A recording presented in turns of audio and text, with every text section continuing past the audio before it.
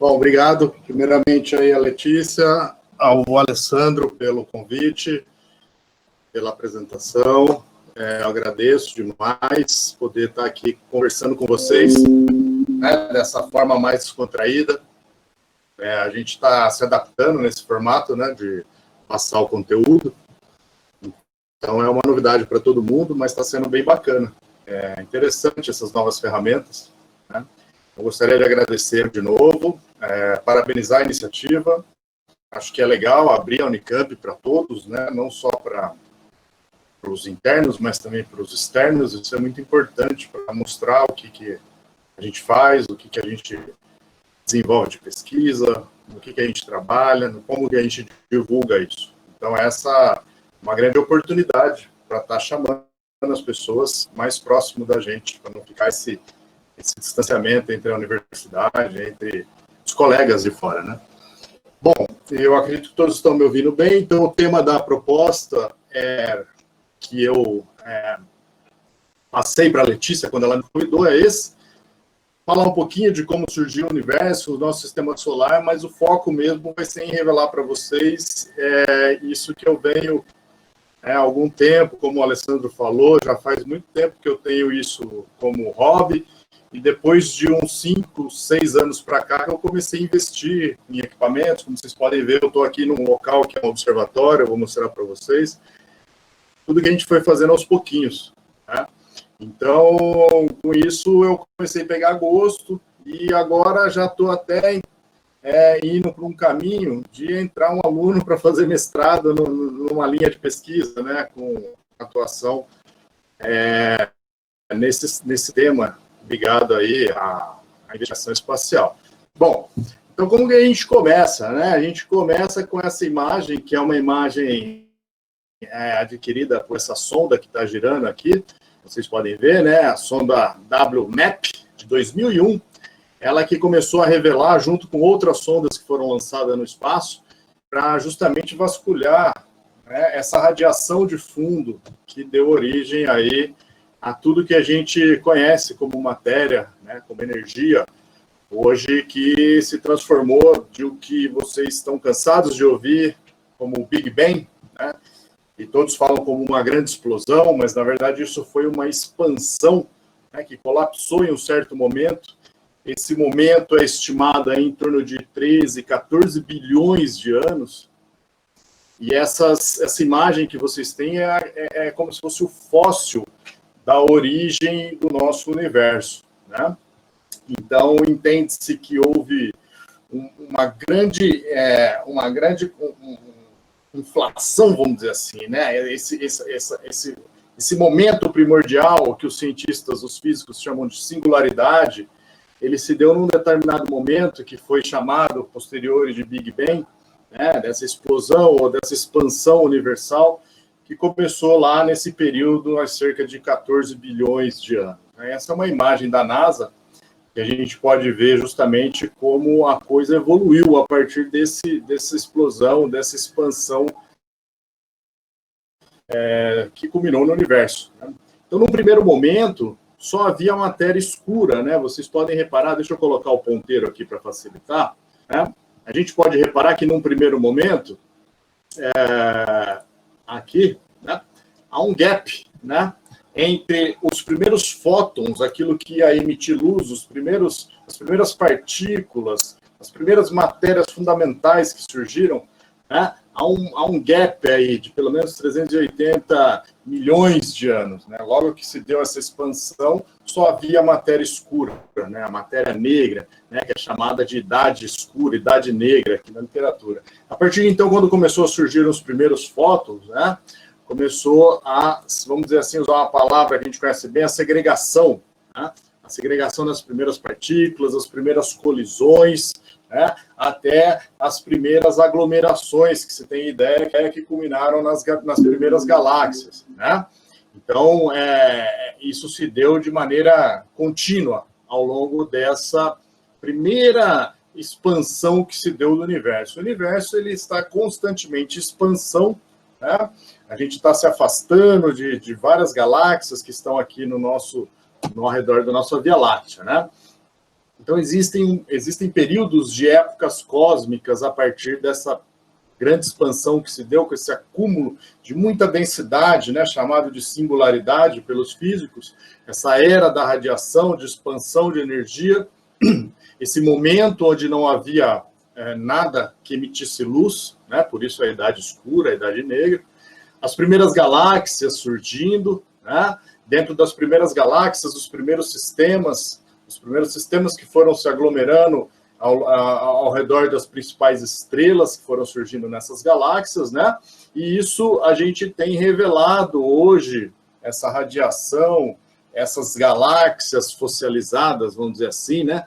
Isso está tudo sendo revelado até o presente momento por esse bichinho aqui, né? Que é o nosso principal telescópio hoje em dia, né? O Hubble, que pega muito dessa radiação de fundo, né, que está sendo até hoje expandida no nosso universo. Tá?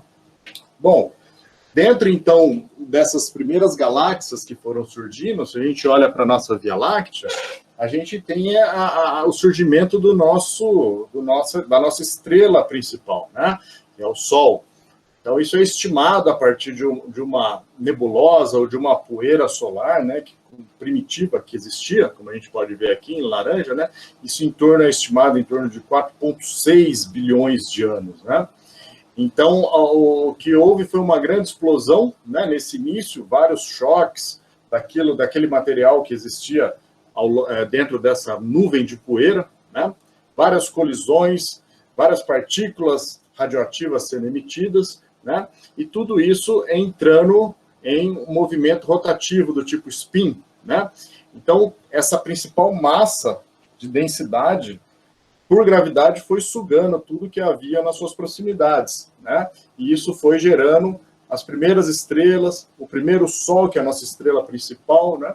E todos os choques que a gente conhece que foram ocorrendo, eu vou mostrar já na sequência, como a gente pode ver aqui que está meio pequenininho, mas foram os choques entre aqueles materiais que existiam nessa poeira cósmica, que foi dando origem aos primeiros planetas rochosos, às luas, aos cinturões de asteroides que existem, que foram circundando esse disco, que culminou nas órbitas desses agrupamentos de planetas, de núcleos sólidos, que depois foram aglomerados por gases. Isso culminou nos planetas gasosos, que a gente vai ver na sequência, e tudo isso também sendo bombardeado o tempo todo pelos cometas, né? Então, os cometas, eles traziam, né, muito material, muitos elementos químicos que foram chocando com esses primeiros corpos rochosos que foram se formando, e então foram, né, compondo vamos falar pela Terra, né, essa Terra primitiva e esses outros planetas que ficaram em posições privilegiadas dentro da órbita solar. O privilégio maior, obviamente, é o nosso, que a gente ficou nesse intervalo chamado aí de zona habitável, onde a gente, né, com toda a história geológica, tectônica da Lua, conseguiu, né, com que o nosso planeta ele se desenvolvesse, houvesse uma dinâmica interna que possibilitasse a evolução do planeta como a gente conhece nos estudos geológicos, né? E isso, então, culminou também no surgimento de seres mais evoluídos a partir de seres primitivos, que culminou na vida, né? Então, a ideia dessa nuvem molecular, né, a gente pode ver nessa ilustração, nessa primeira aqui, né, onde a gente tinha esses choques aqui que foram ocorrendo dentro desse contexto da evolução, do surgimento do nosso sistema solar, né? E isso foi, então, por movimentos gravitacionais se aglomerando, né, e segregando nos diferentes planetas e luas que nós temos como principais corpos rochosos e gasosos que compõem o nosso sistema solar. Tá? Então, dentro desse contexto aí, nós temos 8 planetas que vocês já conhecem bem, né? O Sol, Mercúrio, Vênus, Terra e Marte são os planetas rochosos. Aqui nós temos um grande cinturão de asteroides que separa, né, Júpiter de Marte. Depois viemos com Júpiter, que é o maior planeta do nosso sistema solar, seguido de Saturno, Urano e Netuno, né? A gente aprendeu lá no início, né, quando a gente estudava no colegial, que Plutão era um planeta dentro desse sistema, mas ele foi rebaixado recentemente para planetas anões, né? Então aí tem Plutão, Haumea, Makemake, Íris e Ceres, que são os principais planetoides, né, que também circundam aí as órbitas do nosso sistema solar, tá?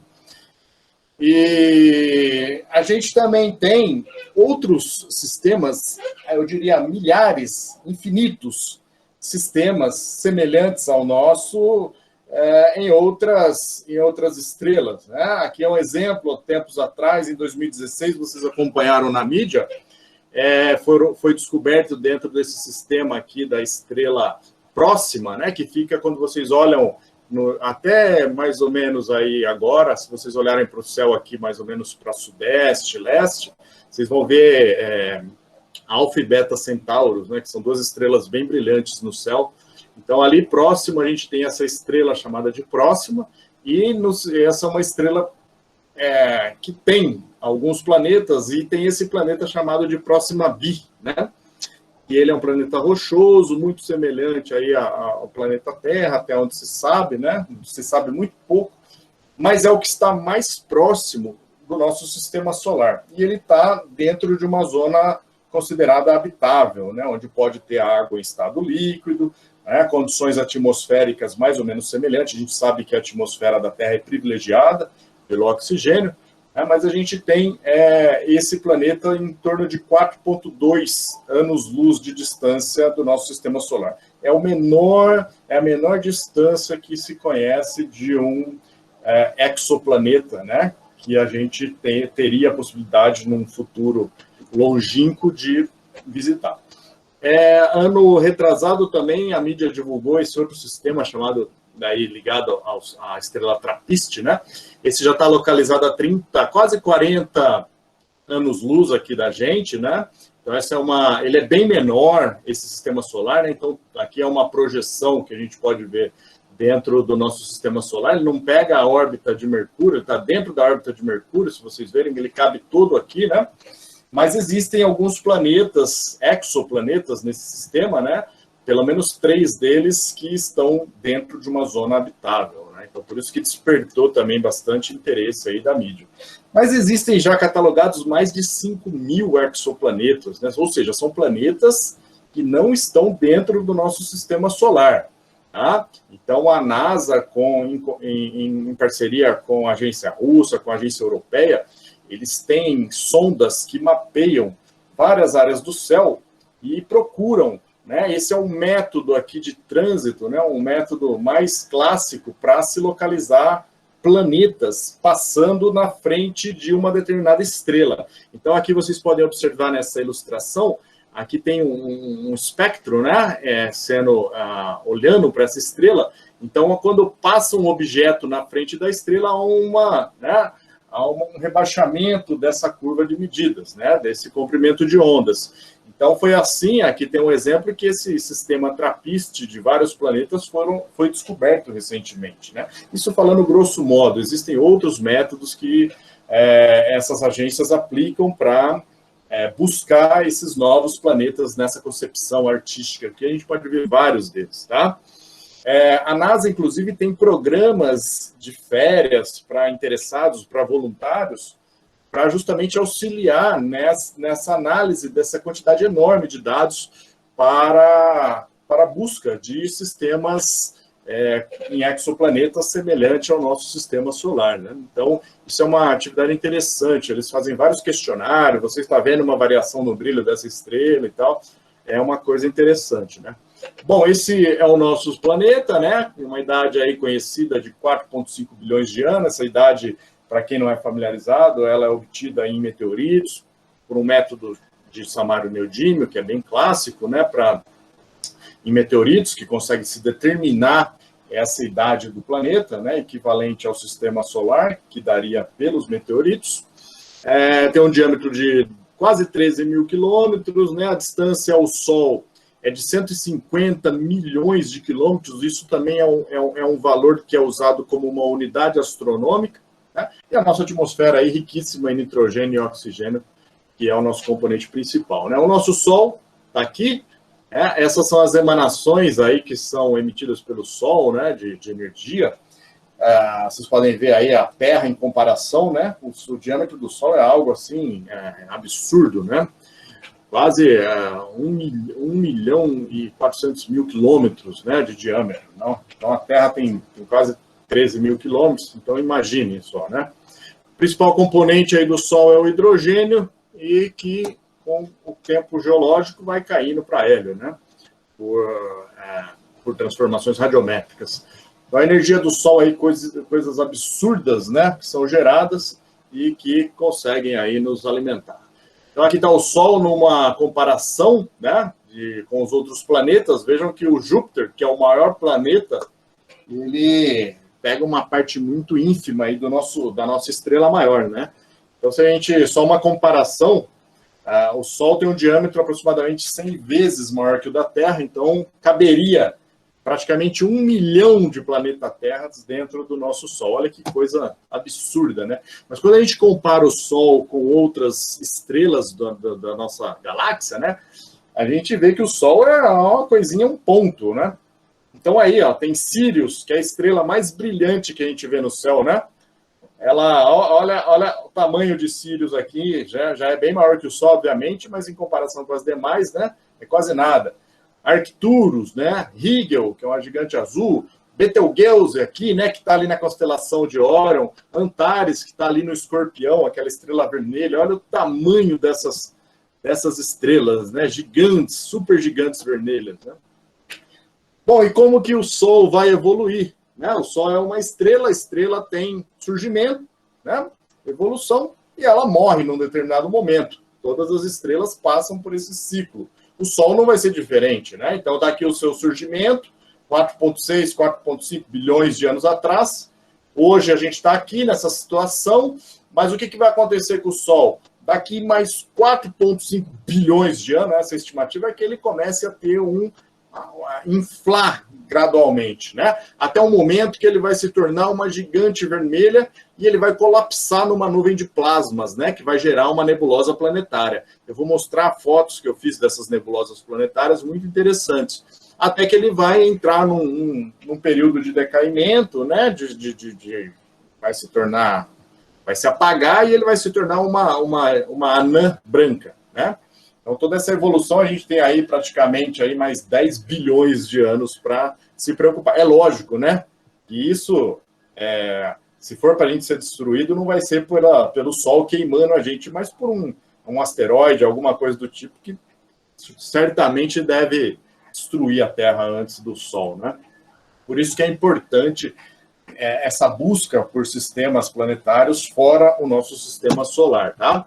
Então, aqui tem alguns sistemas de estrela, né?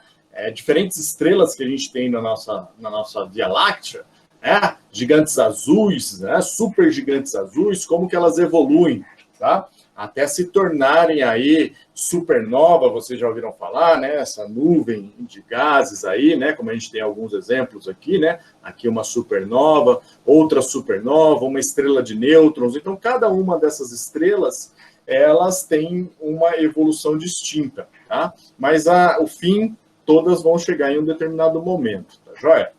Aqui também, num ciclo de vida estelar mais simplificado, né? As estrelas surgindo em grandes nebulosas, eu vou mostrar nebulosas para vocês, que são berço de surgimento de estrelas. Essas estrelas, então, elas podem ter vidas e evolução diferente, elas podem se tornar com massa pequena, portanto, elas evoluem, né, em sistemas menores, estrela pequena, gigante vermelha, nebulosa planetária, anã branca, né? Se é uma estrela muito massiva, né, e de diâmetros absurdos, elas se tornam já estrelas gigantes, super gigantes, vermelha, até uma supernova, né? Elas não passam por esse sistema de nebulosas planetárias, que é muito interessante, eu vou mostrar para vocês. E daqui, ou elas evoluem para uma estrela de nêutron muito densa, ou para um buraco negro, né, que vai colapsar em um determinado momento e sugar toda a energia que está ao seu redor. Então, essa é a evolução do universo, né? O universo, a gente tem os super agrupamentos locais, né? Um grupo local onde está a nossa Via Láctea, o nosso sistema solar dentro da Via Láctea e a Terra, né? A gente tem hoje o Hubble, existem uma série de outros telescópios para objetivos específicos no espaço, né? Mas está previsto, já era para estar em órbita, né? O projeto maior aí da NASA, em colaboração com outras agências, que vai ser o James Webb, né? Esse telescópio, para vocês terem ideia, o Hubble já faz coisas fantásticas, com um espelho de 2,4 metros, né?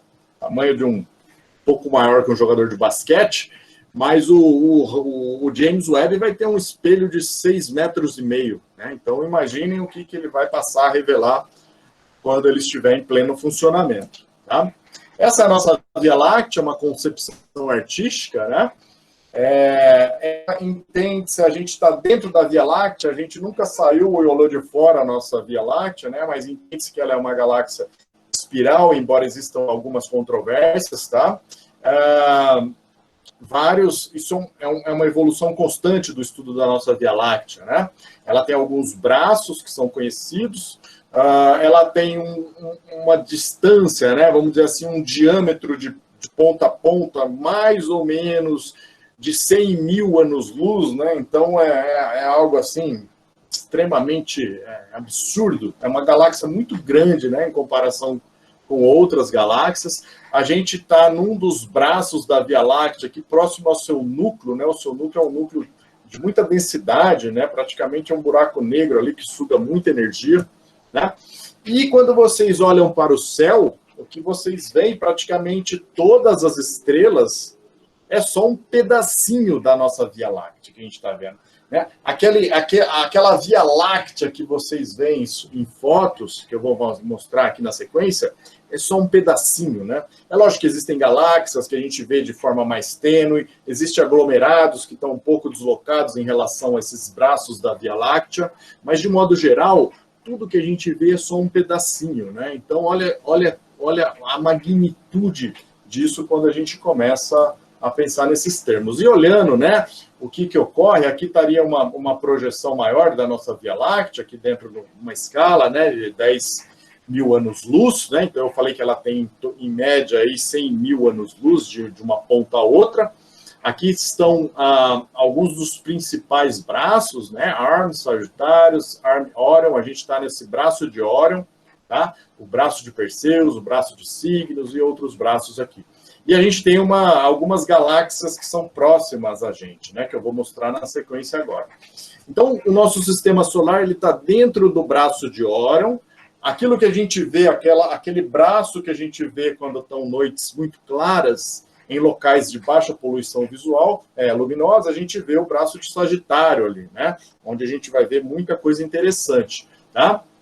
Então, esse pedacinho da nossa Via Láctea. Então, daqui a nossa Via Láctea dentro de um sistema local de outras galáxias. Vocês já devem ter ouvido da grande nuvem de Magalhães e da pequena nuvem de Magalhães. Então, está aqui, né? A grande nuvem de Magalhães é uma galáxia meio complexa. A pequena nuvem de Magalhães também é uma galáxia complexa. Então, elas estão fora da nossa Via Láctea, tá? São objetos que você consegue observar a olho nu fora da Via Láctea. Olha que interessante. Aqui está a Milky Way, né? A nossa Via Láctea. Aqui também é um sistema local de galáxias, onde a nossa galáxia irmã, vamos dizer assim, né? A nossa galáxia grande, mais próxima é a galáxia de Andrômeda. Ela está a 2,5 milhões de anos-luz da gente, né? Essa distância aqui, né? Aqui está a escala de 1 milhão de anos-luz, então ela está aqui distante 2,5 milhões. E dizem que nós vamos se chocar com ela num determinado período, né? Aqui, então, a gente tem esse agrupamento de galáxias chamado de agrupamento local, a Milky Way, as grandes nuvens aqui de Magalhães, a pequena nuvem de Magalhães, algumas galáxias, o sistema de galáxias de Andrômeda. Tá? Aqui a gente tem um super cluster, né? Vamos dizer assim, um super aglomerado de Virgem, né? Então, aqui, Virgem, a gente vê várias galáxias ao telescópio. Esse telescópio aqui atrás, eu pego várias galáxias nessa porção aqui desse sistema entre a nossa Via Láctea e essas galáxias vizinhas a nós.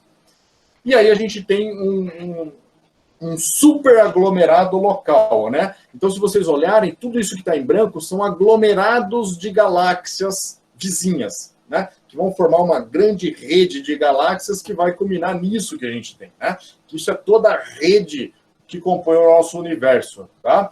Então, a gente está em algum momento aí dentro de um super cluster, né? E a gente vai estar dentro, indo para uma escala, né? Uma escala de sistema solar, uma escala de planeta Terra, né? Mas o que se entende de universo é essa composição que a gente tem, né? Uma complexa teoria do caos, né? Onde a gente tem essa organização desde o nível atômico até esse nível aí cósmico, né? Então isso é uma coisa assim belíssima quando a gente pensa em termos de universo. Se a gente, como geólogos, né, quando pensa numa idade do planeta de 4,5 bilhões de anos, quando a gente pensa no universo, não é nada. Então tá aí, né? Alguém criou tudo isso, né? Depois surgiu o universo, os sistemas locais, né? Virgem, sistema local de agrupamentos de galáxias, onde está Andrômeda, as nuvens de Magalhães, a Milky Way, né? Os nossos vizinhos do sistema solar, né? Os exoplanetas e tudo mais, o nosso sistema solar e o nosso planeta, né? Então, só para lembrar vocês, eu estou falando de um ano-luz é o tempo, que é a distância, né, na verdade, que a luz percorre em um ano, né? É uma medida de distância, embora a gente fale como tempo, né? Então, um ano-luz é equivalente a 9,5 trilhões de quilômetros. A gente não tem, assim, a noção do que é isso, né? Então, assim, ó, algumas observações da luz, né, o tempo que ela leva. Então, a distância que a luz percorre para chegar até a Terra, né, é em torno de 1,3 luz segundos, né? Quer dizer, algo insignificante. A luz do Sol, ela leva, em média, 8 minutos para chegar até o planeta Terra. O sistema Centauri, ali onde está próximo a Centauri, em torno de 4,4 anos-luz. Né? Lembrando, até agora, é o nosso sistema, né, de exoplaneta mais próximo descoberto, né? Existem outros aí para serem revelados, mas esse é o que está mais avançado, né? Alguns aglomerados globulares, né? E a galáxia de Andrômeda, aqui a nossa galáxia maior vizinha, em torno de 2,5 milhões de anos-luz, tá?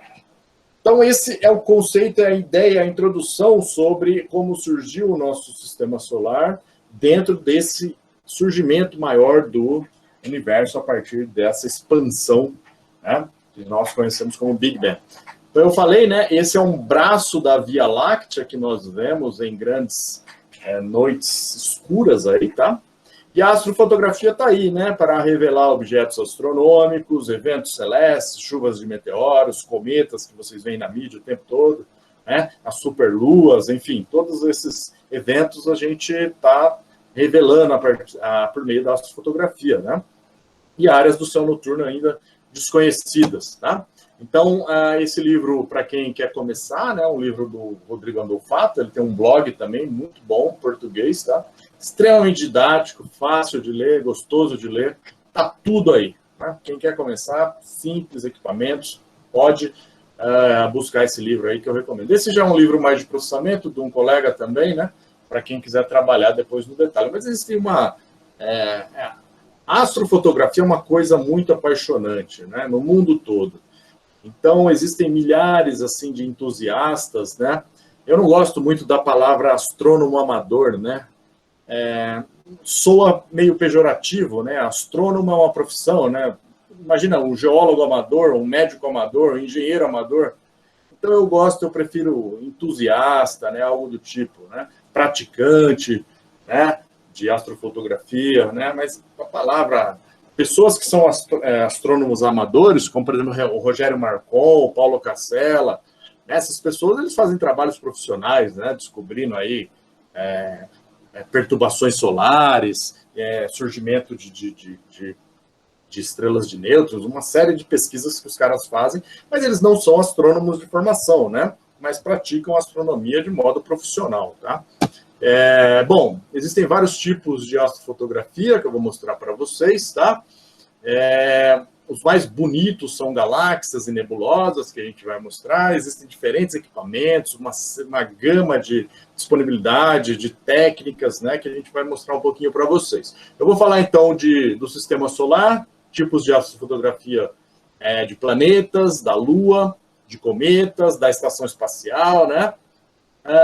Astrofotografia do espaço profundo, né? Que é chamada de DSO, Deep Sky Objects. Então, a gente pega aí galáxias, nebulosas, vários tipos de estrelas, aglomerados, né? São todas as fotografias que nós fazemos nessa técnica aqui de espaço profundo. Eu gosto mais, eu tenho me especializado mais nessa técnica do espaço profundo. E aí tem essas astrofotografias, né? Essa de time-lapse, que fazem esses tracks aqui das estrelas, é muito bonito. E as fotografias aí, né, de tripé fixo, tá? Que pegam o braço da Via Láctea aí, com mosaicos mostrando toda essa disposição. Bom, como equipamentos, né? Então, a gente tem aí as câmeras fotográficas que vocês podem trabalhar, que são as câmeras chamadas de DSLR, né? Aquelas que têm a lente que vocês podem manusear, trocar as lentes, as objetivas, tá? Então, essas máquinas são muito boas para fazer vários tipos de foto. Planetárias, não muito, porque elas têm os sensores grandes. Para planetárias, precisa de sensores pequenos. Então, a gente usa câmeras com sensores diminutos, menores, chamadas de CCD ou CMOS, né? Então, aqui tem, só para vocês terem ideia, né? Eu tenho essa câmera vermelhinha aqui, que é uma câmera refrigerada, né? Essa câmera ela é refrigerada pelo simples fato que eu deixo, por exemplo, 5 minutos de exposição. Então, o sensor ele aquece de tal maneira que ele gera muito ruído, né? Então, essa refrigeração, esse sistema de refrigeração, ele abaixa a temperatura até menos 20, menos 15, depende da época do ano, tá? E essa é uma câmera comum, né? Da marca Canon, é as melhores que tem para fazer astrofotografia, tá? Então, essa aqui é uma das minhas câmeras que eu uso, né? Aqui está o corpo da câmera, isso aqui é uma roda de filtros, e aqui é um aplanador de campo, né? Para não dar distorção nas bordas da imagem. Então, eu acoplo ela aqui na onde coloca as oculares do telescópio, e aí eu consigo, né, captar, ligado ao computador, todos os objetos que eu estou investigando. Tipos de telescópio, né? Existem vários no mercado. Os telescópios que são de recreação, vamos dizer assim, telescópios como esse, que tem um motor que acompanha, né, a rotação do planeta, para não dar esses problemas de riscar ou não sair do seu foco, tá? E esses telescópios que tem essa montagem aqui, que é uma montagem chamada de equatorial, germânica, né? Bom, marcas, né? Existem várias marcas, as mais populares, vamos dizer assim, né? São Meade, Orion, Skywatcher, Celestron. A William Optics é um pouco melhor, né? E tem alguns colegas que fabricam telescópios no Brasil. O Sandro Coletti, aqui eu coloquei, né? Ele é um grande artista que produz espelhos muito bem e ele tem se especializado cada vez mais e os telescópios dele são fantásticos. Aqueles que estão no Mercado Livre, fujam, né? Lógico, tem alguém que anuncia que vai vender ali pelo Mercado Livre, mas comercialmente, marcas como Toya, né, Greika, Sky Solar, não prestam, tá? Fujam disso. Basicamente, esses tipos de telescópio, né, eu uso o refletor, que é um mecanismo muito simples, é um espelho côncavo aqui na base desse telescópio, é um tubo, né, como se fosse um tubo de PVC, é exatamente esse telescópio que está aqui atrás, tá? Então, ele tem um espelho totalmente, levemente côncavo aqui, né, onde ele vai convergir em outro espelho a 45 graus, que é chamado espelho secundário, e vai aqui projetar a imagem invertida, né? É um telescópio também chamado de newtoniano, né, que projetou esse sistema de espelhos de ótica e que a gente usa, e ele é fantástico assim para pegar objetos do céu profundo, planetas. E os telescópios refratores, né? Tem esse composto também, mas os refratores basicamente são as lunetas, né? Onde a correção dele é feita por lentes, tá? E aí vão ter com mais elementos, com menos elementos, com mais lentes, com menos lentes. Isso vai fazer com que haja correção tanto das cores como da ótica, né? Desse telescópio, para não dar distorção nas bordas e alguns efeitos ópticos que atrapalham a astrofotografia e a observação, né? Esse outro telescópio também é um telescópio que ele usa tanto espelho como lente, né? É um telescópio aí muito interessante também, que ele é mais compacto, tá? Eu não vou entrar muito em detalhes sobre equipamentos, né? O objetivo é mostrar as fotos. Então, aqui, só para falar do Hubble, ele é um telescópio semelhante a um telescópio refletor, né? Ele tem um grande espelho aqui na sua base, né? E ele capta a luz emitida pelos objetos espaciais, né? E projeta aqui, fazendo grandes e belíssimas imagens, né? Bom, para fazer foto, o tripé precisa ter movimento. Ele precisa acompanhar, né? Compensar, vamos dizer assim, tá? A movimentação da Terra, né? Então, a Terra gira de oeste para leste. Então, essas montagens aqui, né, que são tripés, né, com motores, elas acompanham, na verdade, elas não vão acompanhar, né? Elas vão tentar anular o efeito de rotação da Terra. Então, a Terra gira num sentido, elas estão girando em outro, né? Então vai ter ali uma compensação, né? Então, aqui a gente pode ver nessa ilustração, né? A rotação da Terra nesse sentido aqui, né? Se a gente pensar anti-horário, né? E a rotação aqui do instrumento, da montagem, no outro sentido, justamente para compensar, né, esse movimento do planeta e você conseguir fazer fotos de grande exposição, senão suas fotos vão ficar todas com aqueles traços riscados e tudo mais, né? Então, você não precisa de tempo para poder captar os objetos no espaço, né? Então, acontece isso. Então, essa à esquerda você tem uma foto, né, com um certo tempo, aqui deve ter tido aí uns 2, 3 minutos de exposição da câmera, a montagem ali, né, compensando o movimento, e aqui se você não tem, você deixa nesse mesmo tempo, né, o que acontece? O planeta está girando, né, então o céu, né, você pensa que o céu está movimentando, não, mas é movimento relativo, né, então você tem aquela impressão que a Lua nasce e se põe, né, lá ali na leste, se põe a oeste, mas na verdade o que está girando é o planeta, tá? Bom, e como começou, né? Essa história toda começou da seguinte forma, né? Aqui, quando a minha esposa ficou grávida, né? Eu ficava aí de plantão, depois que a Luana nasceu, ficava no quintal, né? Porque qualquer movimento eu tinha que correr para o quarto, né? Para fazer o meu papel de pai, né? Então, eu deixava ali tudo montado, ficava observando o céu, mas ficava passando frio, era um trabalho, porque você tem que alinhar isso, né? E aí eu falei, bom, vamos fazer de outro modo, né? Tem um quartinho aqui em casa, né? Aí eu analisei lá, tinha 2 caixas d'água de 500 litros ali, né? E aí eu falei, bom, se aguenta 2 caixas de 500 litros, 1 tonelada, vai aguentar eu, né? Que peso 50 quilos, né? E mais a minha montagem aqui, que pesa tudo uns 200, né? Então eu falei, bom, não teve problema. Eu bolei um projetinho e chamei uns caras aí para me ajudar, né? Fazer essa obra onde eu estou aqui agora, né? Então, levantamos, arrancamos aquela parte, colocamos aqui os tijolos, né? Eu falo porque eu ajudei, veio só um rapaz aqui, né? E aí a gente bateu essa laje aí, colocamos um telhado de correio e fizemos aqui o observatório, que chamava Lua Louca, mas já mudou de nome. Então, aqui começou, né? Começou aí, a Luana já estava maiorzinha, né? Depois veio o Raul, né? A gente sempre ali brincando, né? O segundo filho. Aqui tem uma mesinha onde eu estou falando para vocês exatamente agora, né? Aqui é o pai maior, né? Aqui alguns telescópios que eu usava, né? Aqui a Luana sempre aqui, já desde pequenininha, aí puxando os fios, né? Desligando, chutando a montagem.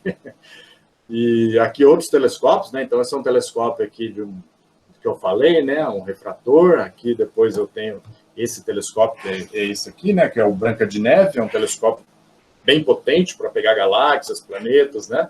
Ele é bem bacana, esse telescópio. E aí, atualmente, a gente está assim, né? Com essas 2 montagens. Eu uso 2 tipos de telescópios, dependendo do meu objetivo, dependendo do céu que eu tenho. E aí eu componho as imagens a partir desses instrumentos. Tudo isso, gente, foi comprando aos poucos, fazendo rolo. Quem me conhece sabe que eu sou o homem do rolo, né? Troco aqui, troco acolá, troco o carro, troco isso. Então, aqui foi na base do escambo. Trocando aqui, trocando lá, né? Porque, infelizmente, no Brasil, essas coisas não se acham mais. Havia uma única loja que fechou em 2006, né? Armazém de Telescópio. Hoje tem uma que é virtual, né? Telescópios. mas é muito difícil de você ter essa coisa no Brasil. Ninguém fabrica isso no Brasil, é uma pena, né? Porque muita gente gosta desse hobby e não tem oportunidade, porque não há uma empresa aqui que fabrica. Então, isso tem que trazer da China, né? Tem que trazer de fora, e aí a gente vai trocando figurinha, né? Então, os telescópios, tá aí esse que eu tenho aqui, né? Só para vocês terem ideia da escala, tá? É o telescópio aí, refletor, né? E esse é o telescópio que eu trouxe, né? Um dos mais potentes aí que eu tenho. Ele é pequeno, mas ele é muito bem corrigido, né? Muito bem próprio para fazer imagens de céu profundo. Um dos grandes problemas que a gente tem na astrofotografia, né?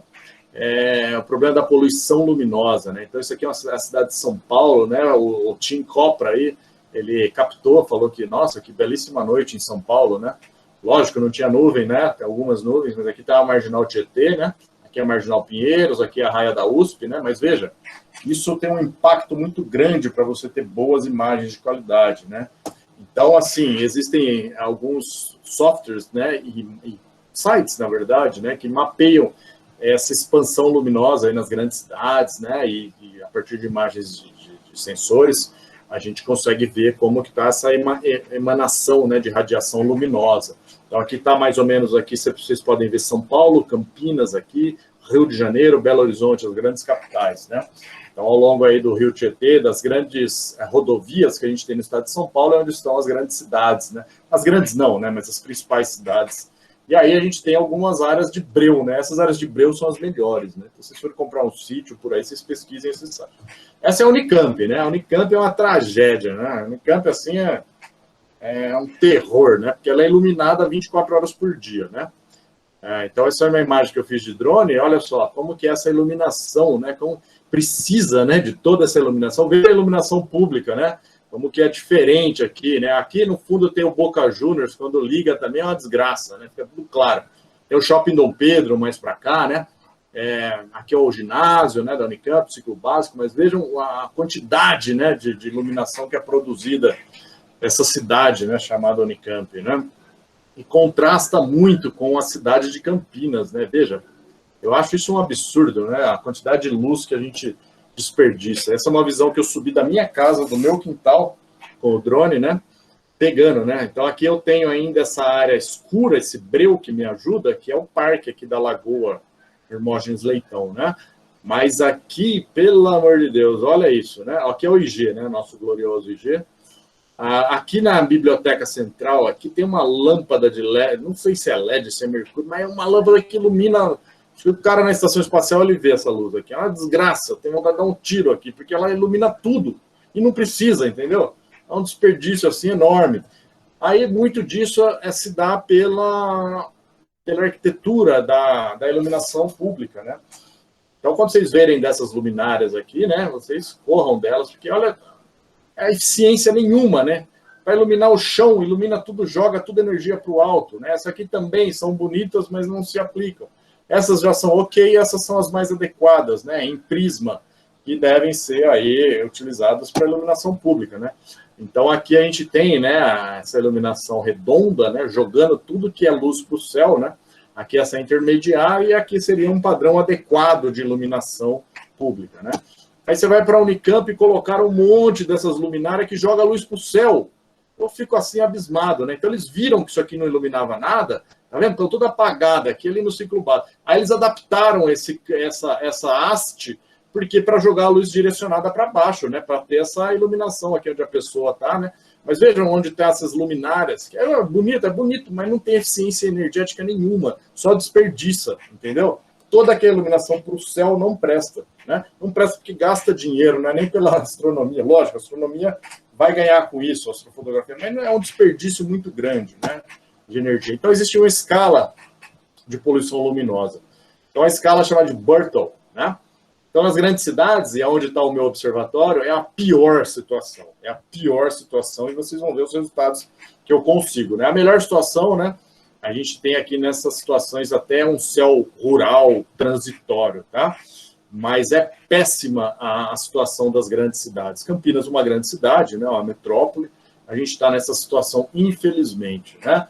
Mas aqui você consegue ver condições do céu perfeitas, né? Então, Essa escala vocês podem medir aí com aplicativos celulares, né? Então, daqui a minha casa, né? Cidade universitária, Bertel Class 8, né? Péssimo. Para minimizar isso, a gente usa filtros, né? Então, aqui eu tenho essa câmera, tem esse filtrozinho que vai na frente do sensor, o filtro, existem vários tipos de filtro, tá? Esse CLS CCD é uma boa, ele corta bastante lâmpadas de sódio, lâmpadas de mercúrio, tá? Eu também uso uma câmera monocromática, né? Essa minha câmera aqui atrás, e a roda de filtros eu faço composições RGB e H-alfa, né? Também que eu faço essas composições. Então, vejam, à esquerda a imagem com filtro, à direita a imagem se você tirar normal. Isso tudo verde é poluição luminosa. É a mesma coisa, um exemplo de uma galáxia, né? Se eu não pôr filtro, não fazer tratamento na imagem, do meu telescópio aqui, ó, vai sair desse jeito aqui à esquerda, né? Com o filtro sai assim. Em áreas rurais, escala de Bertel até 4, não preciso de filtro, tá? Eu vou pegar naturalmente. Então, o céu escuro, perfeito, sem poluição luminosa, é 80% da astrofotografia, tá? Fantástico. Você vê até em olho nu as coisas, nada. Então, esse é um exemplo, ó. Captei essa nebulosa planetária. Ela saiu desse jeito depois de 2 horas de captura. Sai desse jeito, né? Então, essa é uma imagem com filtro, um filtro chamado H-alfa, que corta, limpa tudo quanto é poluição, né? E depois ela fica integrada numa imagem final, né? Limpando com as cores naturais que compõem essa imagem. Outra coisa que é péssimo, principalmente para fotos de planeta, é a qualidade da atmosfera, né? Isso é medido por uma escala de SIM, né? Está escrito SIM aqui em cima, né? Então, isso é uma escala que vai... Existem várias escalas, tá? Eu gosto dessa aqui, do Forecast Canada, que vai de 1 até 5, né? Então, 5 seria perfeito. Então, imagine 1 é péssimo, né? Então, veja, a estrela você não vê nada. É como se você estivesse olhando na estrada quente, no horizonte, e você vê aquelas marcas do calor subindo, né? Então, a atmosfera, à esquerda dessa ilustração, está acontecendo isso. Você tem uma estrela, né? A hora que a luz emanada da estrela passa pela atmosfera, ela acontece fenômenos de refração, difração, né? E isso fica tudo tumultuado. Isso se dá por conta de fluxos turbulentos na nossa atmosfera. A atmosfera, né? Vocês sabem, tem várias camadas da atmosfera, e quando tem muitos ventos, o jet stream, né? Tempestades solares, uma série de coisas que perturbam a atmosfera, a gente, ao invés de ter imagens nítidas, como o planeta Júpiter à esquerda, a gente acaba tendo planetas como esse.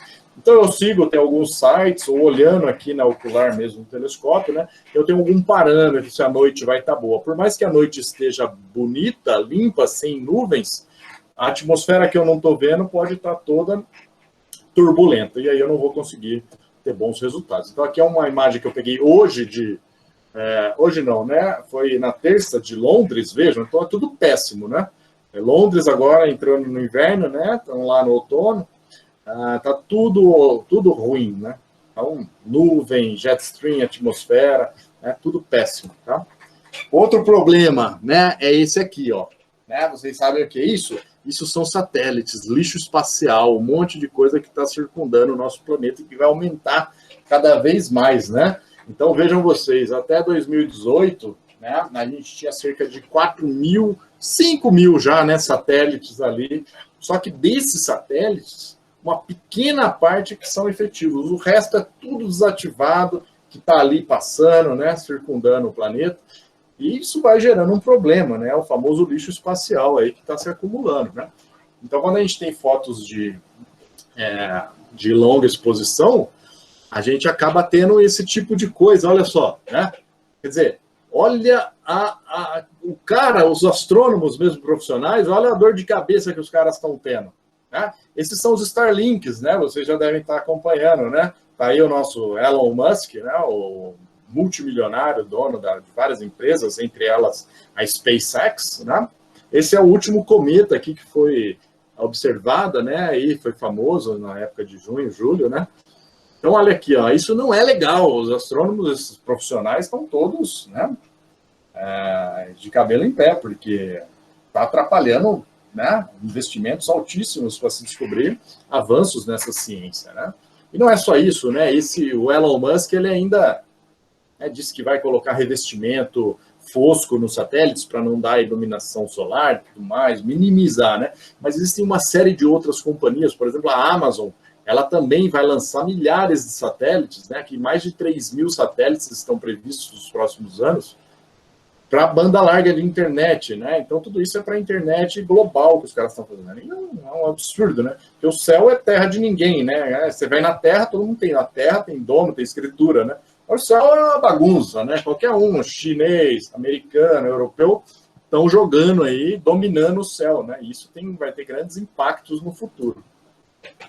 Bom, então vamos lá, vamos em frente, né? Como se revela o nosso sistema solar? Tá aí o Sol, né? Eu uso filtros, nunca se deve olhar para o Sol, né? Diretamente, é um perigo, queima, botou o olho, tá no Sol, queima, fica cego de uma vez, tá?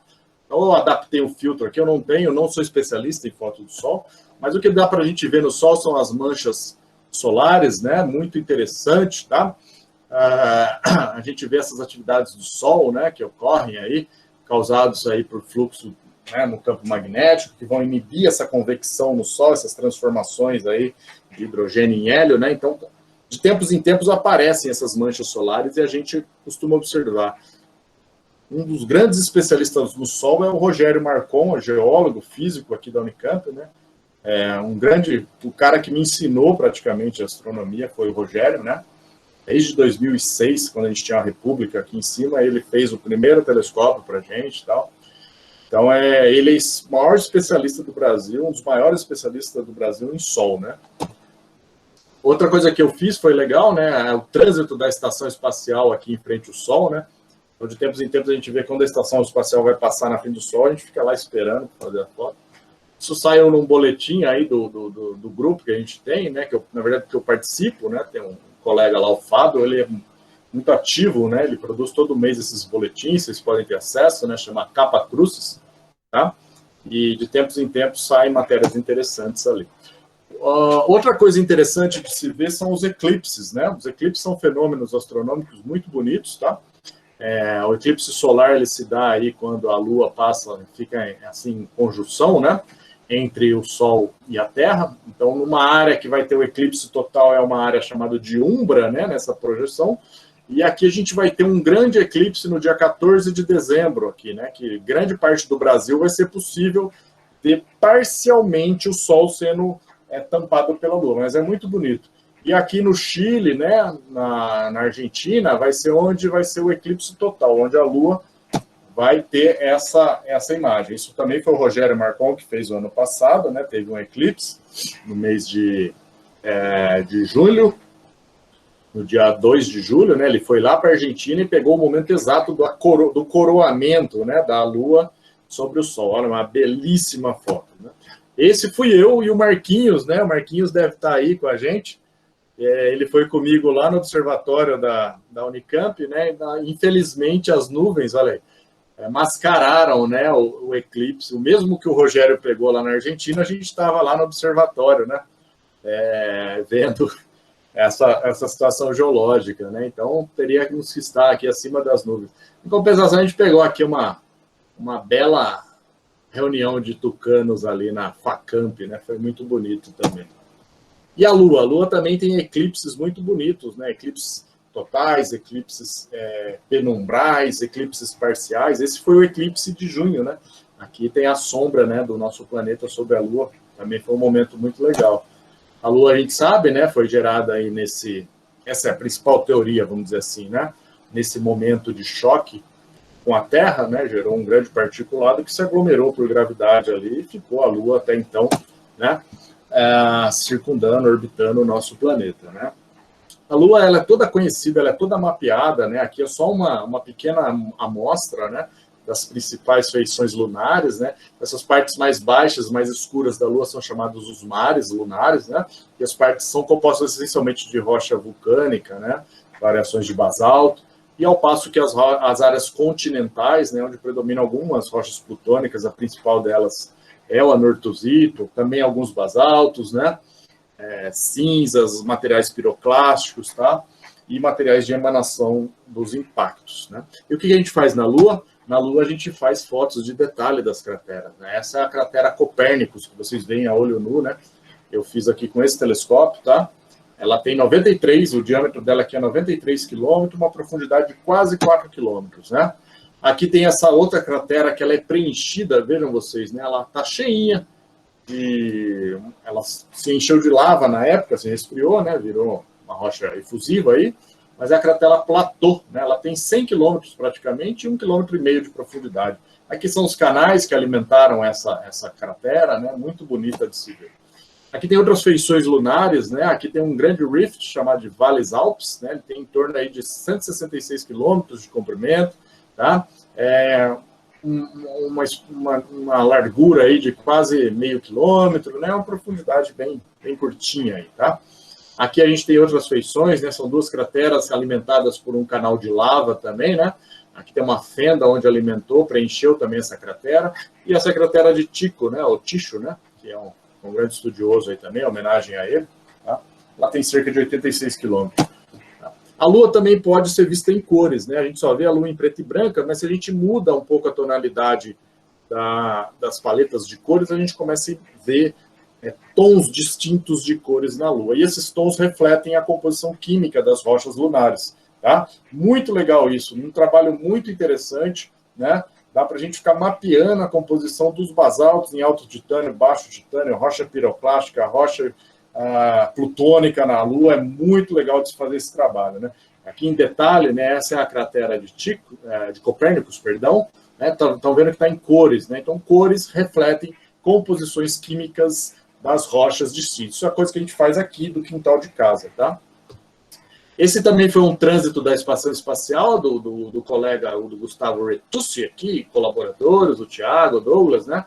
Também do Aglomerado Aberto, que é um grupo de WhatsApp aí, já muito tradicional, que eu participo, né? Então ele fez essa foto, né, da estação espacial, ficou muito bonita, né? Ali em Olambra, tá?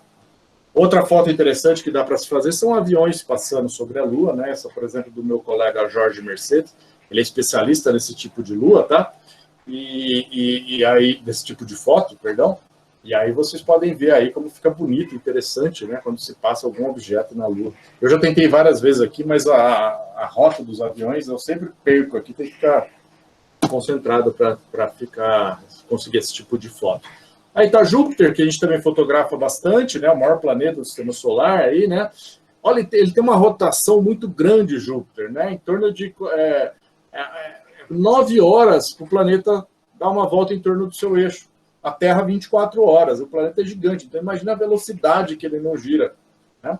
Ele tem 4 luas famosas, a gente vê ao telescópio, muito fácil de ver. A maior delas é a Ganymede. Né? São luas vulcânicas, são luas interessantes, são luas que têm uma história geológica que vai contar muito da evolução do nosso planeta. Tá? Europa, Io, né? São luas vulcânicas, só a nossa Lua aqui, em comparação com essas duas. Né? Essas são fotos que eu fiz com SIM, né, muito ruim, né, de Júpiter. Aqui a mancha vermelha, aqui uma outra face. Aqui são várias outras fotos, né, inclusive dá para pegar o trânsito da Lua. Aqui é Ganymede, aqui é Io, né, a sombra dele, você consegue ver. Aqui é uma animação que eu peguei da internet, né, mas você consegue ver o trânsito da Lua perfeitamente. Eu ainda não acertei para fazer nenhuma foto boa de Júpiter. Saturno, que é o segundo maior planeta, né, a gente também tem milhares de satélites, a Júpiter também, viu? Tem mais de 40 luas Júpiter, mas aquelas são as principais. Saturno também tem várias luas, né? Mas aqui são as principais que eu estou mostrando. A principal dela, a maior zona, é a Titã, né? Que está aqui. Todas as luas estão distribuídas aí ao longo da órbita de Saturno, né? Nas profundidades do planeta. Saturno tem esse anel muito bonito, né? Formado por rocha, gelo. E a gente vê facilmente essas divisões dos anéis de Saturno ao telescópio nas fotos. Então, são várias fotos que eu fiz de Saturno, né? Dá para ver muito bem aqui os anéis, esses anéis de separação, são divisões, né? Essa principal chama de divisão de Cassini, né? Tem o anel interno, tem outros anéis. Alguns colegas conseguem pegar até o hexágono que fica aqui no topo de Saturno. Não é minha especialidade de planetas, mas eu tenho brincado, né? Aqui é Marte. Marte, como foi falado aí no início, né, ele está na sua menor distância do planeta, está em cerca de 62 milhões de quilômetros da Terra, mas ele está muito grande, né? Ele tem 2 grandes luas aí, Phobos e Deimos, né? Parecem asteroides, né? São meio amorfos assim. Essa é a sonda que está em viagem nesse momento para lá, né? vai chegar em fevereiro de 2021, vai revelar grandes imagens, aí datar a rocha, vai fazer uma grande quantidade de análises. Aqui tem a outra, a Ingenuity, né, que é um drone que também foi lançado, essa é uma visão de Marte, né, outros rovers, né, que são esses jeeps aqui também, muito famosos, né, tem vários, né, tem as sondas Voyager, enfim. Aqui é Opportunity, Spirit, Curiosity e o Bruno Mars, né, não sei porque que eu fiz ali. Mas, enfim, aqui está a oposição, né? De tempos em tempos, a cada 26 meses, Marte chega mais próximo. Na verdade, não necessariamente mais próximo, né? Porque a órbita de Marte não é perfeitamente centralizada com a da Terra. Então, ele vai estar mais próximo da Terra nessas situações. Aqui, por exemplo, também ele está em oposição, né? Oposição ao Sol. A Terra está no meio, ele é do outro lado, né? Então, isso é chamado de oposição. Então, aqui de 2012, ele ficou a 100 milhões de quilômetros, tá? Mas estava em oposição, mas ele estava nessa distância da órbita que é maior, tá? Então, ele fica menor em algumas situações e maiores em outras. Essa é de 2020, ele está grandão, né? Até o dia 13 agora vai ser a maior oposição, a maior proximidade do planeta em relação a gente. Então, essas eram as fotos que eu fazia de Marte, né? No início aí, tá? Essa foi, inclusive, de 2020. Olha como ele é visto se ele não está em oposição, né? Se ele não está próximo, se ele não está alinhado com a Terra e com o Sol. E essas são as fotos mais recentes que eu tenho feito, né? Aqui a qualidade não está muito boa, imagino, mas elas são muito legais, dá para ver a estrutura. A calota polar, né? Aqui na parte de baixo, sul, já está bem retraída. Essa eu fiz no dia 5 agora, né? Ó, já está quase sumindo, tá? E depois ela volta a crescer. Essa eu fiz ontem, né? Dia 7, tá vendo? Eu só inverti para ficar melhor para visualizar, né? Mas essa área aqui é chamada de cirtos maiores, né? Uma área de rochas, de cinzas, né? E aqui as áreas dos desertos. Eu estou esperando ele dar um giro maior para eu pegar o vulcão, o Monte Olympus, né? Aqui foi uma ocultação, né? Que foi também no dia 6 de setembro, né? A Lua ocultou o planeta, né? Então aqui eu peguei o momento que ele estava desaparecendo, né? Inverti a imagem para dar essa sensação de que você está olhando da Lua para o planeta. Aqui foi uma outra ocultação que ocorreu no dia 3 agora de outubro, semana passada, né, no domingo, sábado para domingo, né? Então, muito legal também, né? Aqui o planeta, né? Bem pertinho da Lua aí, né? Muito legal essa foto. Cometas, né? Cometas também estão dentro do sistema solar. Olha a primeira foto que eu fiz do cometa, só com poluição, né? Aí depois, esse é o Neowise, né? Que estava lá famoso na mídia, né? Fiz dia 30 de julho, né? Aqui, poluição péssima aqui. Estava bem em cima da Replan, na direção da Replan, horrível, né? Esses são outros cometas que apareceram, esse no dia 1º de maio, né? Que eu peguei ele na madrugada, amanhecendo, né? Esse é um cometa muito bonito aí, que foi o Swan. E esse foi o cometa Lemmon também, né? Que apareceu no dia 22 de maio, tá? Então, de tempos em tempos, estão passando o cometa aqui, a gente fotografa quando lembra. Vamos lá, estamos chegando, hein? Astrofotografia de objetos do céu profundo. Essa é a imagem do Hubble lá olhando para o início, né? Pós a explosão do Big Bang. As galáxias mais primitivas estão aí nessa foto do Hubble. Então veja que tem galáxias curvas, né? De diferentes formatos e tudo mais. É muito legal essa foto. Galáxias têm várias geometrias, tá? Várias formas. As principais delas são essas: lenticular, irregular, espiral barrada, elíptica e peculiar. Vamos lá mostrar o que eu fiz já. Antes, quando você olha no telescópio, sem fotografar, você vê algo mais ou menos desse tipo, né? O nosso olho não vai captar, dentro do espectro, né, de ondas, a gente tem o visível que é muito curtinho, né? Então a gente é muito limitado a ver cores. Por isso que quando a gente olha certos objetos, a gente vai ver dessa forma, né? Coisa pálida. Algumas nebulosas a gente vê uma certa corzinha, tá? Mas é muito raro. Então essa é a galáxia do Escultor, né? Uma das primeiras galáxias que eu fotografei, tá? 11 milhões de anos-luz, né? Muito bonita, é uma galáxia espiral barrada. Essa é uma galáxia lindíssima, né? Às vezes até em olho nu, em lugares muito escuros, você consegue vê-la, tá? É a galáxia Centaurus A, né? Muito bonita mesmo, fiz com esse telescópio aqui. Veja que ela é bem irregular, mas ela é uma discussão se ela é lenticular ou elíptica, tá? Essa também é uma das mais bonitas, tá? É a galáxia M83, chamada também de Catavento do Sul, né? Tem a Catavento do Norte, que é muito parecido. A 15 bilhões de anos-luz, ela é muito fácil também de fotografar, né? Muito legal. ficou aí em torno de 2 horas para eu fazer essa foto, tá? Essa também é uma galáxia, né, espiral, só que a gente está vendo ela, né, como se fosse em perfil, tá? Essa galáxia que eu mostrei anteriormente, a gente está vendo ela em planta, vamos dizer assim, tá? De cima. Essa a gente está vendo ela de lado, né? É a galáxia aí da agulha, né? Que ela tem esse formato bem alongado, muito bonita também. Aqui tem o bojo, né, central, onde certamente o que controla é um buraco negro. Essa é uma das coisas mais fantásticas que eu já fotografei, que é um choque, né, entre duas galáxias, né? Forma duas antenas aqui, chama a galáxia das antenas, né? Depois vocês digitam no Google, tem melhores resoluções, né? Mas isso é um choque, né? O que aconteceu aí, né? 65 milhões de anos atrás, ou seja, a luz saiu de lá quando os dinossauros ainda estavam aqui no nosso planeta, né? Então a luz percorreu 65 milhões de anos até chegar aos nossos olhos, tá? Esse também é fantástico, né? Num único frame, numa única foto, eu captei 3 galáxias, né? Isso chama Tripeto de Leão, né? Na constelação de Leão. Então, essa galáxia também está sendo vista de perfil, né? Essa mais ou menos inclinada e essa também, né? Então, ambas aqui são elípticas, né? Essa aqui também, só que está sendo vista de uma posição diferente. Esse aqui é um aglomerado, né? Chamado de Markarian. Está lá em Virgem, né? Naquele supercluster que eu mostrei no início. Então, todos esses pontinhos aqui são galáxias elípticas, galáxias lenticulares, né? Isso forma uma corrente de galáxias, né? São várias galáxias que você pega num único clique. Essa também é uma galáxia fantástica, né? Acho que é a galáxia do sombreiro, tá? Chamada assim pelo seu... Lembra um sombreiro mexicano, né? Muito bonita também. 31 milhões de anos luz de distância. Essa é muito difícil, tá? Eu não tenho céu para fazer essa galáxia, a galáxia do Triângulo, ela está perto da Andrômeda, né? Mas eu ainda consegui fazer, ela aparece agora, nesse mês de final de outubro, novembro, só que ela está muito baixa no horizonte. O pessoal que está mais... E ela está a norte. Então, como a gente está no hemisfério sul, é mais difícil pegar esses objetos a norte. Eles ficam muito baixos no horizonte para a gente, tá?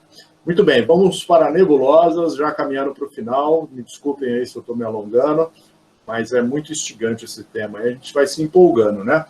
Bom, nebulosas são nuvens de gases, né, poeiras, onde justamente vão ser os berços de nascimento das nossas estrelas, das estrelas que compõem o universo, né? A galáxia e tudo mais. Existem alguns tipos de galáxia, de nebulosas, eu vou mostrar para vocês, né? A nebulosa de emissão, que são as avermelhadas, né? Elas têm muito hidrogênio ionizado. As nebulosas de reflexão, que refletem mais ou menos a poeira, a luz da poeira que estão ao redor, elas são, em geral, azuladas, esverdeadas, tá? Nebulosas escuras ou negras, a gente tem um monte aí por aí na Via Láctea. As nebulosas planetárias, que são o final da explosão de uma gigante vermelha, né? E as remanescentes supernova, né? Depois que explodiu tudo, uma grande estrela também fica ali o remanescente. Então, eu vou mostrar fotos que eu fiz disso, tudo aqui, ó, tudo desse telescópio. Então, aqui, ó, que eu falei, né? Se você pegar, mirar o seu telescópio numa nebulosa, você vai ver uma penugenzinha, uma fumacinha, né? Então é difícil, porque a gente não tem o olho muito calibrado, né? Às vezes a gente vê assim, mas é bem difícil, tá? Então, começando, essa é a nebulosa da Roseta, né? Muito bonita, é uma nebulosa aí, né? Deixa eu voltar aqui, nebulosa de emissão, né?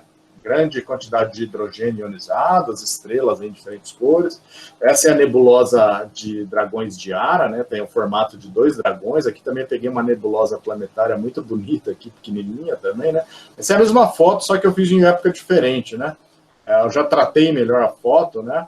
Então tá aqui os dragões, as estrelas, né?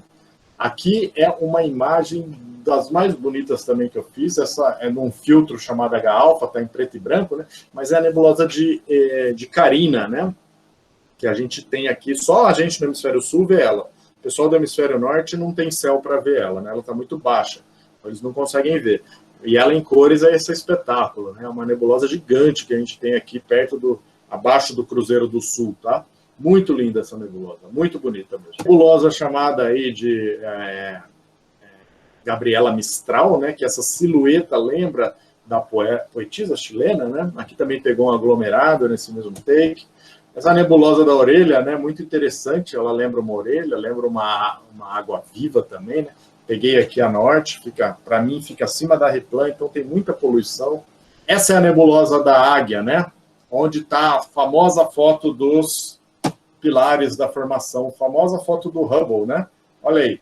Então esse aqui é o meu Hubble caseiro, né? Eu fiz essa foto. Aqui é o Hubble, né? Tá com cores diferentes porque ele usa paletas de cores diferentes, tá? Ele usa, chama paleta do Hubble, por isso que dá essas cores azuladas, né? Mas a geometria é a mesma, né? Então vejam, não tem tanta diferença, né? Aqui tem maior resolução só. Mas é isso. Essa é a famosa também, as fotos mais bonitas que eu fiz, né? Nebulosa de Orion, né? Fácil também de ver, dá para ver a olho nu em lugares escuros, né? Tá ali perto das Três Marias, eu vou mostrar, né? Essa é a cabeleira da nebulosa de Orion, né? É uma das que todo mundo começa a fazer a fotografia, começa com ela, tá? Essa é a nebulosa do Cabeça de Cavalo, tá também pertinho. Essa é uma das estrelas das Três Marias, né? Tá aqui junto, então tem essa nebulosa aí de emissão, de reflexão muito linda, né? Junto com essa nebulosa escura. Então tá aqui, né? Orion, quando vocês olharem agora, né? Orion tá aparecendo a partir da meia-noite, aí já tá subindo no horizonte, tá? Então tá aqui o cinturão de Orion, as Três Marias, nebulosa Cabeça de Cavalo, aqui a nebulosa de Orion mesmo. Né? Aqui tem vários exoplanetas surgindo ao longo de estrelas, né? Dentro da nebulosa de Orion. A região é muito, muito linda, né? De se ver do céu, que começa agora, final de outubro, e vai até março. Ela tá aí dominando os nossos céus aí noturnos, as Três Marias, a constelação de Orion, tá? Aí, indo para os finalmente já, né? Já me alonguei muito, né? Aí tá uma nebulosa planetária, né? A Helix, também chamada de Olho de Deus. A nebulosa também Dumbbell, né? Também é uma nebulosa planetária. Essa nebulosa do Anel, né? Aqui a minha é essa pequenininha, essa do Hubble, né? Só para comparar aí a diferença. Nebulosas escuras, né? Isso é no centro da Via Láctea, né? Um bojo de estrelas que existe. Essa também é uma nebulosa escura, né? Nebulosa da Serpente. Né? E essa é um remanescente, né? Um pedaço da nebulosa do Véu, né? Que é um remanescente de uma supernova. Também está no céu agora, dá para pegar ela. Legal. Aqui era para sair um aglomerado aberto do Caixinha de Joias, que é muito famoso, né? Esse é um aglomerado aberto chamado de M47. Esse também é um aglomerado aberto da Borboleta. E esse é um aglomerado globular, né, muito famoso também, chamado de aglomerado de Ômega Centauri, né, muito legal de se ver. Por fim, né, tá aí a Via Láctea, né, essas fotos que a gente faz de grande campo, né, fotos da Via Láctea, né, que todo mundo já fez um dia ou vai fazer, certamente, né, com sua câmera, até com alguns celulares consegue fazer isso em noites bem escuras, deixa ali um tempo até 30 segundos de exposição. Aqui está um campo que eu fiz com a Paola, com a Thaís, né? Que é caminhonete do IG, né? A gente ficou num local lá muito bonito, dava para ver a Via Láctea aí perfeita, né? Muito legal de se ver. Concluindo, né? Então, para que serve a Via Láctea? Né? A astrofotografia, perdão, né? Então, está aí, né? Para registro de chuvas de meteoros, transição, né? Para uma grande apreciação, como forma de arte, lazer, né? Se o telescópio é um coletor de luz, a astrofotografia vai armazenar essa luz e, consequentemente, para colaborar com pesquisa, trabalho científico, né, como registro e aperfeiçoamento de técnicas. Esse slide eu peguei do colega Diniz, que é um grande astrofotógrafo aí, um grande conhecedor do céu. Sugestão aos interessados, né, tá aí. Tem vários grupos de discussão no Facebook, tem canais no YouTube, tem grupos de discussão por WhatsApp. Aglomerado Aberto é um deles, né? Astronomia Campinas, diversos sites. Aqui em Campinas tem o Observatório Jean Nicolini, que é municipal, tem o MAS, que é um grande centro de astronomia, em frente ao Observatório Municipal. E é isso, né? Tá aí essa foto que eu fiz. Tá o IG, né? Saí de casa, depois de uma chuva, tava também, né? O que a gente vê no dia, na atmosfera, tem dessas coisas, né? Então, tá ali o nosso IG, certamente o poço de ouro ali são vocês, né? E dão essa riqueza para nós todos. Então, obrigado e estou à disposição, peço desculpas aí pelo entusiasmo e pelo tempo que vocês dispensaram.